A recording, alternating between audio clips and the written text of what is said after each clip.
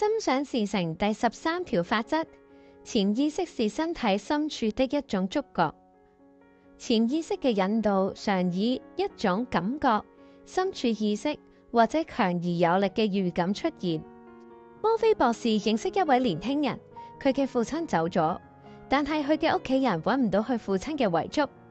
年輕人嘅姐姐就話啦，舊年爸爸曾經告訴過佢，佢已經訂立好對大家都公平嘅遺囑，因此大家四處尋找遺囑，可是點樣揾都揾唔到。呢位年輕人熟悉摩菲法則，於是利用睡前嘅時刻對自己心中嘅深處講：而家我將呢一個問題交俾潛意識去做，相信佢知道爸爸嘅遺囑喺邊一度，同埋樂意話俾我聽。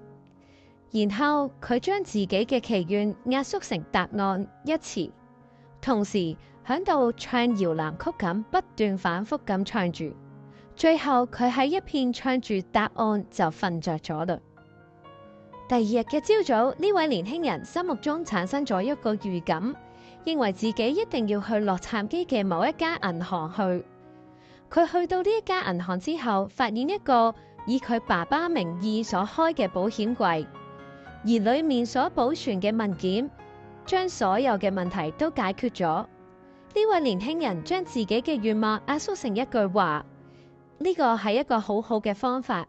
當然亦都可以將願望壓成簡單嘅祈禱文章，但最好可以將祈禱嘅內容濃縮成一句話或者幾句，同時好似呢位年輕人唱住搖籃曲咁反反复复咁唱住，喺不知不覺中瞓着。咁樣做係命令萬能嘅潛意識開始活動同最有效嘅方法。因此我希望讀者們都盡量利用呢一種簡單嘅技巧。圓夢小語，哇！答案出現咗啦！如果你聽完呢條法則有任何心想事成嘅事件發生，記得返嚟留言俾我，仲有 like 同 share 俾大家。